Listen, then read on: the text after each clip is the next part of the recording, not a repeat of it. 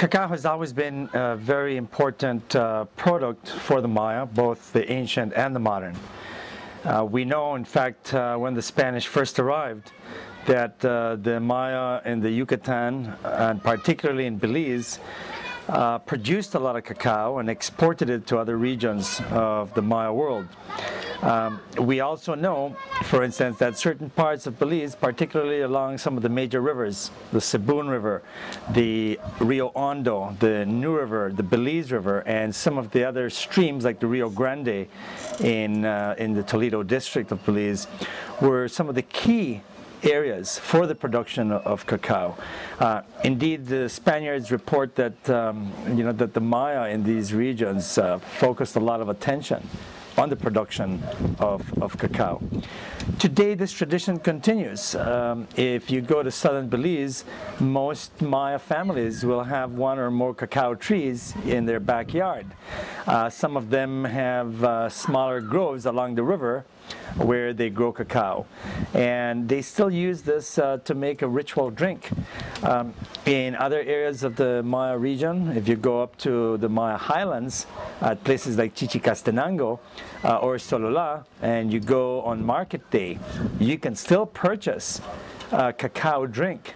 It does not taste like the hot chocolate, what you buy, that's the Carnation or the Nestle hot chocolate that you buy in the supermarkets in Canada or the United States. It's a little more bitter because it's the native cacao that has not really been processed, and they do not add milk to it, and and some of the other ingredients that we add to it.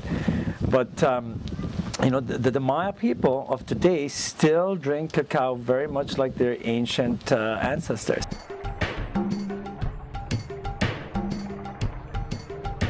Cacao was important to Mesoamerican people from very, very early. In fact, for several centuries before the birth of Christ. We know that cultures like the Olmec used to drink cacao. We know that the Maya, going back into the early and the middle Preclassic period, produced and consumed cacao. This is also true of the Classic period. In fact, cacao production probably climaxes during the peak of Maya civilization between about 300 to about 700 AD. We get a lot of archaeological evidence for cacao in various And I'll explain and highlight some of these. Some of the work that I have done in caves, where preservation tends to be pretty good. We have found cacao seeds inside of large vessels as offerings to earth gods, and either as a thanksgiving gesture for good crops, or sometimes as offerings to ensure good production of cacao and other foodstuffs. We also find that in some vessels found at surface sites, some of my colleagues have done what we call residue analysis, where you take some pots with spouts, and they've scraped the bottom of these vessels to get at the residues, analyzed them, and have found that some of them contained cacao. We also know that in some tombs that we've excavated, we will often find polychrome vessels or vases. These vases are about this high, and some of them are decorated with a band of hieroglyphs around the rim, and then sometimes depicting individuals on the central portion of the vessel. Now, what is interesting is that the band of hieroglyphs are what we call in archaeological terms, or in epigraphic terms, primary standard sequences. But in reality, these are texts, and the texts often read something like this, that this was the tree-fresh cacao drinking cup of Lord so-and-so. And we know that, and we find these in a lot of burials. In fact, just around in the Belize River Valley where I work, we have found several of these vessels at places like Baking Pot, at Cajalpech, at Xunantunich. They have found them at sites like Tikal in Guatemala, Huachactún. I mean, you name the site, they've produced some vessels that have this hieroglyphic inscription highlighting or identifying the actual owner center of the cup and that it was being used for drinking cacao. We also know that cacao may have served as a monetary system.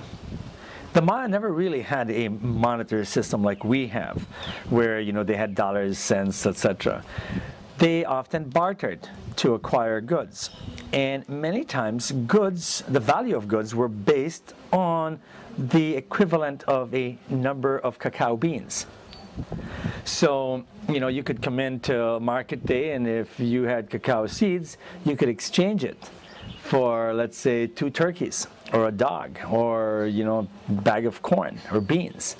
So cacao, in that sense, also was something very akin to a monetary system as we know it. We also know that cacao was a very important part of ritual. In fact, I think I mentioned a little earlier that the modern-day Maya will consume cacao on festive events, market days, etc.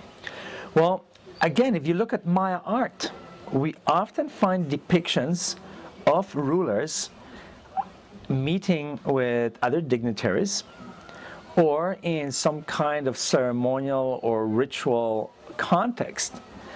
And often they're depicted drinking something. Now, obviously, the Maya also produced, other types of, beverages, some of them that were alcoholic. But by and large, they consumed considerable amounts of cacao during these important rituals. I mentioned, we find it in caves, so they're offering it in these special contexts. We sometimes will often also find hieroglyphic information that refers to cacao. We know too, and like I said, there's just a lot of evidence, about the importance of cacao. We know too that whenever sites were taken over by larger polities, and not just by the Maya, to give you an example, Teotihuacan or the Tenochtitlan, which was the capital of the Aztec Empire. The Spanish, when they conquered the Aztecs, found lots of these tribute lists. And these tribute lists were often produced after the conquest of some other city. And if you were conquered, you were expected to pay tribute on a yearly basis to your overlord. And many of these tribute lists itemize what each city that was under your control would have to give to you. And one of the items that often shows up is cacao. And so we know that the Maya had the same system, where part of the tribute that was paid by one side to the other may have included cacao. So, just incredible amount of evidence for the importance of this, of the cacao bean.